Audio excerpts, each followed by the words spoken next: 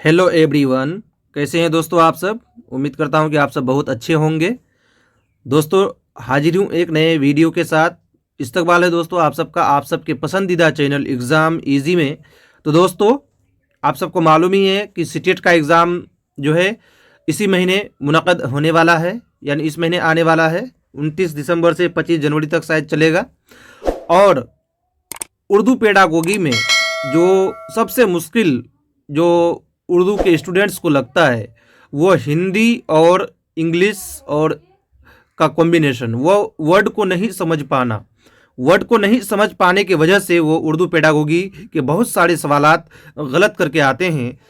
तो जैसा कि आप स्क्रीन पर देख पा रहे होंगे कि सीटेट पेडागोगी 2022-23 के लिए, यानी जो इस बार एग्ज़ाम होने वाले हैं, यानी जब भी एग्ज़ाम होगा आपका सीटेट का तो ये आपका कारआमद साबित होगा।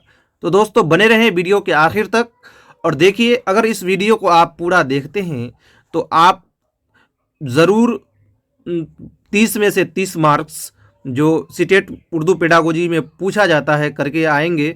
बाकी सब्जेक्ट वाले भी देख सकते हैं क्योंकि हिंदी और इसका इंग्लिश भी इसमें दिया गया है और उर्दू, यानी तीनों लैंग्वेज में ये दिया गया है। जैसा कि आप स्क्रीन पर देख पा रहे होंगे कि मुश्किल लफ्ज़ों के लिए जो है देखें इस वीडियो को। अगर आपको वर्ड्स प्रॉब्लम लगता है, वर्ड समझ में नहीं आते हैं उर्दू के कि इसका हिंदी क्या होगा, इसका इंग्लिश क्या होगा, क्योंकि इस वजह से काफ़ी जो तलबा हैं वो बहुत सारे सवालात गलत करके आते हैं। तो दोस्तों देखिए, उर्दू के मुश्किल अल्फाज के हिंदी और अंग्रेज़ी के माने जो है इसमें हम लोग बताएंगे।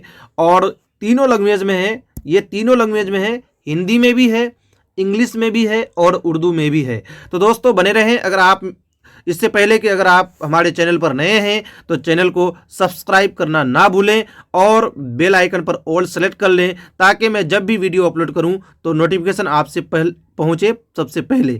दोस्तों इसके बाद मैं सीटेट के प्रीवियस ईयर्स के जो क्वेश्चन है उसको भी हल कराने वाला हूं। तो आप सबसे गुजारिश है, आप सबसे मुअद्दबाना गुजारिश है कि चैनल को ज़रूर सब्सक्राइब करें और लाइक और अपने दोस्तों तक ये वीडियो ज़रूर शेयर करें क्योंकि उनके लिए जो है ये बहुत ही कारआमद होने वाला है।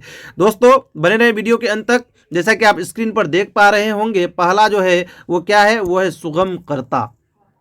क्या है दोस्तों? सुगम कर्ता। तो सुगम कर्ता का जो उर्दू होता है वो क्या होता है, माउन आमोजश।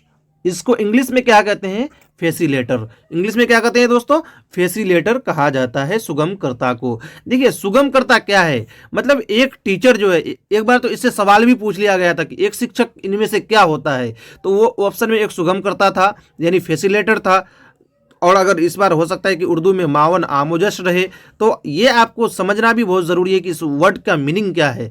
तो सुगमकर्ता के मतलब होते हैं मावन आमोजश यानी फैसिलेटर, यानी एक टीचर जो है अपने स्टूडेंट्स के हिसाब से ढल जाता है। वो जैसे भी वो उसका स्टूडेंट समझेगा, जिस तरह से भी समझेगा, उस वजह से जो है वो ढल जाता है दोस्तों। तो उसी को हम लोग सुगमकर्ता कहते हैं। एक शिक्षक हमेशा फैसिलेटर होता है, सुगमकर्ता होता है, मावन आमोजिश होता है। स्थिति के अनुसार, परिस्थिति के अनुसार वो टीचर जो है बच्चों के साथ घुल मिल जाना, यही सुगमकर्ता की पहचान है। तो दोस्तों आगे देखिए, जो दो बहुत ही महत्वपूर्ण विधियां हैं, मशहूर विधियां हैं, वो है आगमन विधि और निगमन विधि।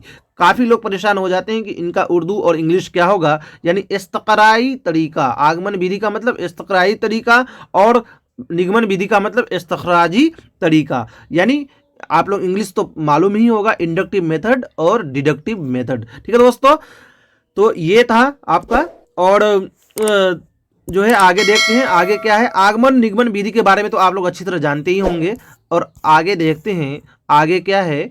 अगला जो है वो है उपचारात्मक शिक्षण। उपचारात्मक शिक्षण को इंग्लिश में रेमेडियल टीचिंग कहा जाता है। आप सबको मालूम है कि जब बच्चे का हम लोग इम्तहान लेते हैं और इम्तहान लेने के बाद पता चलता है कि बच्चे इस चीज़ में कमज़ोर हैं, तो उसका उसी तरह से उपचार कहते हैं, जिसको असलाही तदरीस कहा जाता है उर्दू में। ठीक है दोस्तों, तो ये आप याद रखें, यानी उपचारात्मक शिक्षण जिसको उर्दू में कहते हैं असलाही तदरीस और इंग्लिश में रिमीडियल टीचिंग कहा जाता है। उसके बाद निदानात्मक शिक्षण।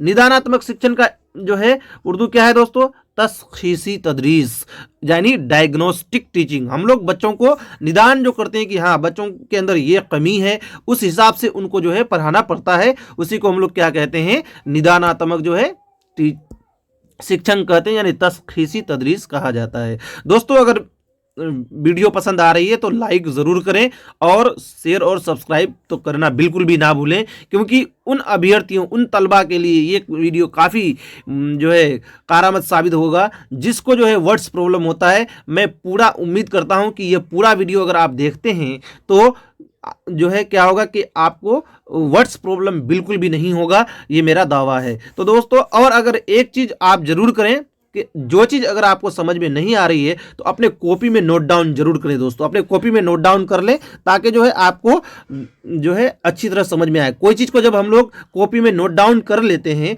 तो वो ज़्यादा अच्छी तरह से समझ में आती है। इस वजह से आप लोग कॉपी और कलम लेके बैठें और ज़रूर इसको नोट डाउन करें अपने कॉपी में। तो देखते हैं अगला है सतत एवं व्यापक मूल्यांकन। ठीक है दोस्तों, जिसको उर्दू में क्या कहते हैं, मुसलसल व जामे, और इसका जो इंग्लिश होता है वो है CCE यानी कॉम्प्रेहेंसिव कंटिन्यूस कॉम्प्रेहेंसिव इवेल्युएशन। ठीक है दोस्तों, ये CCE का फुल फॉर्म होता है कॉम्प्रेहेंसिव कंटिन्यूस इवेल्युएशन यानी सतत एवं व्यापक मूल्यांकन, और इसका मुसलसल व जामे इसको उर्दू में कहा जाता है। अब देखिए उर्दू में अगर मुसलसल व जामे पूछ लेता है तो हम सबको समझ में नहीं आता है। देखिए कितना आसान है, सतत एवं व्यापक मूल्यांकन सब कोई जानता है, लेकिन अगर उर्दू में मुसलसल व जामे पूछ लिया जाता है तो फिर हम लोग दिक्कत में पड़ जाते हैं। ठीक है दोस्तों, इस वजह से ये बहुत ही ज़रूरी जो है अहम मालूमात है कि आप इसको जरूर जानें। आगे देखिए श्रव्य एवं दृश्य सामग्री। तो श्रव्य एवं दृश्य सामग्री यानी audio and visual aids. Audio and visual aids को क्या कहते हैं दोस्तों, समई व बसरी जराया।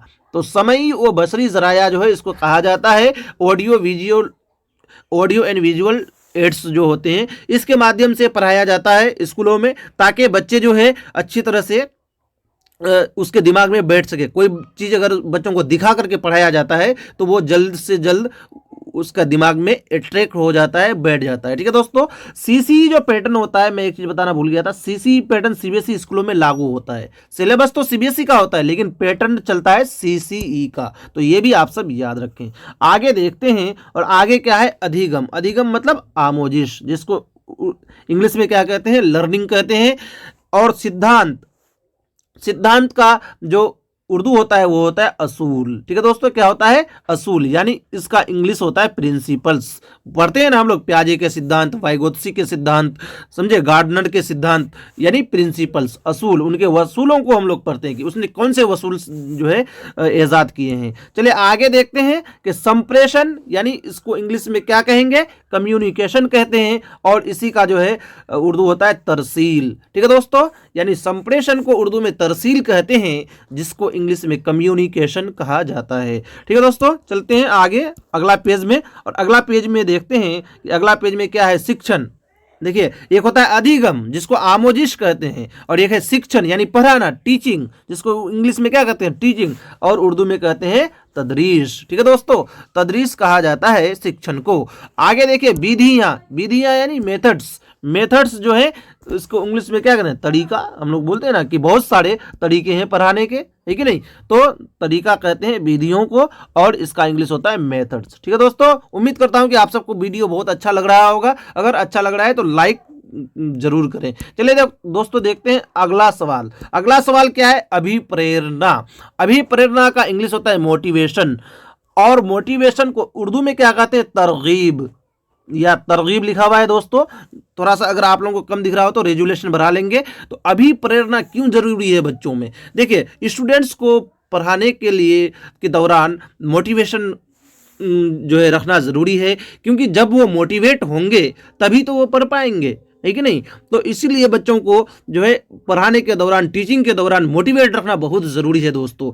तो अगला देखते हैं, अगला है मापन। मापन को क्या कहते हैं, पैमाइश। मापन का उर्दू क्या होता है, पैमाइश, और इसको कहते हैं इंग्लिश में मेजरमेंट। ठीक है दोस्तों, तो मापन को उर्दू में पैमाइश कहा जाता है और मेजरमेंट इसका इंग्लिश होता है। अगला देखिए मूल्यांकन।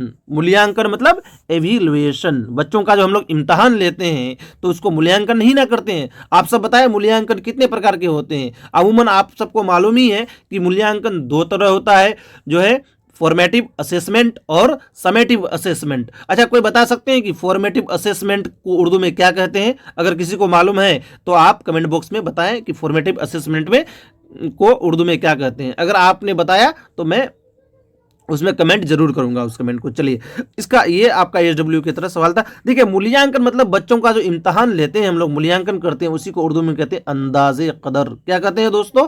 अंदाजे कदर कहा जाता है। और अगला जो सवाल है वो है संज्ञानात्मक। और संज्ञानात्मक को उर्दू में कहते हैं इदराकी, यानी इंग्लिश है इसका कोग्निटिव। क्या होता है दोस्तों? इंग्लिश कोग्निटिव इसको इंग्लिश में कहा जाता है।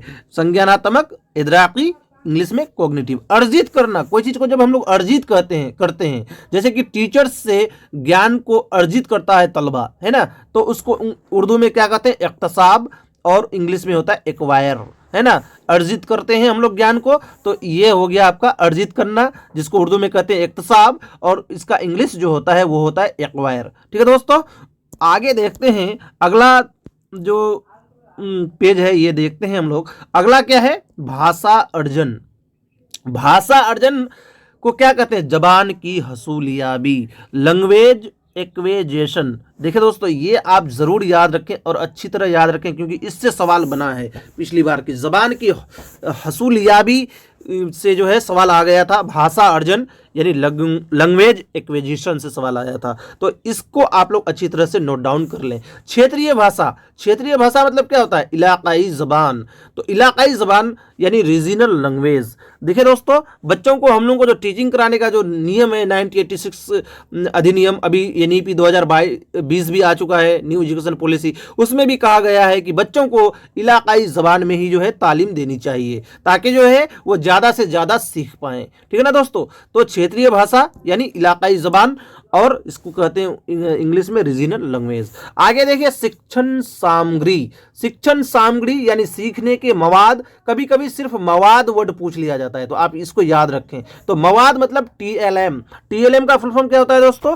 टीचिंग लर्निंग मटेरियल, है ना। टीचिंग लर्निंग मटेरियल यानी सीखने के जो मवाद होते हैं वो बच्चों में बहुत ज़्यादा सहायक करते हैं। अगर आप बच्चों को जो है कुछ अलग तरीके से पढ़ाते हैं, कुछ अलग एक्टिविटीज़ कराते हैं, तो उससे क्या होता है कि बच्चे उसमें रुचि लेते हैं, बच्चे ज़्यादा सीख पाते हैं। तो शिक्षण सामग्री का इसलिए जो है हम लोग इस्तेमाल करते हैं कि ताकि बच्चे उसमें रुचि ले, उस पढ़ाई को जो है बिल्कुल खेल की तरह पढ़े और उसको अच्छी तरह समझ में आए, है ना दोस्तों। और अगला देखिए, बहुत ही जो है महत्वपूर्ण सवाल है, समावेशी शिक्षा यानी जामे तालीम, जिसको इंग्लिश में कहते हैं इंक्लूसिव एजुकेशन, है ना दोस्तों। समावेशी शिक्षा यानी सबके लिए जो शिक्षा है समान स्तर का है, क्या गरीब और क्या अमीर, है ना। यही आप इसको शॉर्टकट में समझ सकते हैं। तो समावेशी शिक्षा यानी जामे तालीम, और जामे तालीम इसको उर्दू में कहते हैं और इंग्लिश में कहते हैं इंक्लूसिव एजुकेशन।